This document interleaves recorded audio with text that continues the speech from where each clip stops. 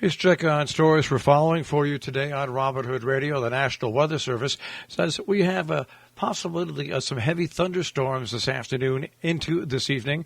Primary threat isolated to damaging wind gusts to 60 miles an hour. Also an isolated tornado, according to the National Weather Service, cannot be ruled out. Locally heavy rainfall could result in minor urban and poor drainage flooding. Their time frame for this is between 4 p.m. and midnight. We'll check Pat Pagano's tri-state forecast. That'll come your way in just a few moments. Stories that we're following for you. Connecticut is facing a $1.4 billion deficit once COVID money runs dry. State budget officials advised legislatures yesterday of a looming $1.4 billion gap in 2 years after federal coronavirus relief funding runs out. The State Office of Policy and Management latest estimates of the 2024 fiscal year deficit is approximately $700 million lower than projected in November due to increases in revenue and projections since then. The 2024 outlook could improve when an update 5-year revenue forecast through 2026 is released on April 30th. A Hudson Valley pediatrician is charged with sexual misconduct involving 2 girls. Ibrahim Rabidi, 63 of Red Hook, arraigned in Columbia County Court on a charge of second-degree course of sexual conduct against a child, a felony, and related misdemeanors. The practice focuses on pediatric and adolescent medicine. His offices in Hudson and Catskill have the alleged abuse occurred in Hudson between 2018 and 2021. Hudson detectives investigated the case after receiving reports of the abuse independently from the victim. He pleaded not guilty and was released after the judge issued an order of protection barring the doctor from any contact with the victims. The felony charge accuses him of at least 2 instances of sexual conduct with a girl younger than 13 between February 2018 and December of 2019. He's also facing misdemeanor charges of forcible touching, third-degree sexual assault, and also endangering the welfare of a child. Well, North Canaan Community Health is being welcomed. Their new office in the town will receive a warm response. This happened at the Canaan Exchange Club in Astoria and the Republican American. Joanne Bordis of the Torrington-based Center gave a presentation to the club members and guests who filled the dining room at Gear Lodge. Their proposed 7,400-square-foot, 2-story structure will be on Route 44 across from Stop and Shop next to Canaan Fire Company's firehouse. The federally qualified health center will offer behavioral services on the first floor and medical procedures on the second. One large room will be flexible to allow for community meetings. Parking will be in the back of the building. She said the new office will have 1 doctor, 1 nurse, and a chiropractor. There also will be a licensed clinical social worker in the behavioral health area. There will be no dental. The plan is to have the center open weekdays 8:30 in the morning till 5:30 in the evening, but that may change slightly depending on the needs of the community. Meanwhile, in Sharon, the Board of Finance said no once again to the education budget, having declined to accept the proposed 2022-23 budget submitted by both the Selectmen and the Board of Education in mid-March. The Board of Finance in Sharon voted at their meeting on March 24th to accept only the revised town budget submitted by the Board of Selectmen. The proposed municipal budget submitted by the Board of Selectmen anticipates total expenditures of over $4.971 million, an increase of about 2.46% over the current year. Following the Finance Board's action, the Selectmen budget is ready to be presented and discussed by residents at a public hearing scheduled for Friday, April 29th. However, the Board of Finance withheld decision on the proposed budget for the Board of Education, awaiting reductions to their totals. At the March 15th meeting, the Finance Board had asked for significant reductions in education spending, but as of the meeting time, new numbers had not been provided.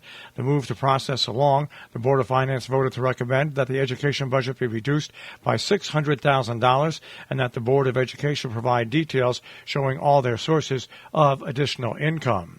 Pauling Hannaford now will be delivering to Amenia, Wasaik, Dover, and Wingdale, those living in communities admittedly facing challenges. This will happen because Hannaford in Pauling has partnered with Instacart to now deliver groceries to those 4 communities. It's among the 184 Hannaford stores to do so, which means residents in those towns and hamlets will no longer need to rely solely on their otherwise rather limited shopping options. In the town of Northeast, initial highway garage bid came in $1 million higher than expected. The town board accepts its new bids for the final phase in the story in TricornerNews.com. The Northeast Town Board held a collective sigh of relief at a special meeting on Wednesday, the 16th. Members realized the town was about to enter the final stage of their joint highway garage project with the village of Millerton, a major step forward It rejected the original bids last year when they came in roughly $1 million higher than anticipated. The board announced that it had received 11 new bids for its construction on March 7th. That included bids on work for general construction, electrical construction, heating, ventilation, and air conditioning, and plumbing. They said following a special meeting, the board evaluated the bids and got recommendations from its engineering firm, CPL. The general construction contract was awarded to Icon Construction Group. It entered the lowest bid at $3,793,400. The electrical construction contract was awarded to Black Electric Corporation, totaling $452,500, with a bid of $367,000. DJNNAC Corporation was awarded the contract for the HVAC, and S&O Construction Services awarded the contract for plumbing, with its bid totaling over $403,000. Meanwhile, in Tri-Corner news, the Planning Board at Amenia has okayed the silent site plan and special use permit following lengthy discussions between the board and applicant. The Planning Board approved the special permit and application for the recreation facility at its meeting on March 23rd. Silent and Silent Ridge are two separate entities, according to the Planning Board Secretary.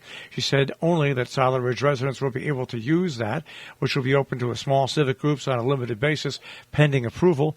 According to the resolution, Silent Commercial Property LLC applied for a special permit and site plan review approval for a recreational facility late last year, seeking to construct a recreation facility on a 53-acre parcel it owns at 4391 Route 22 in town.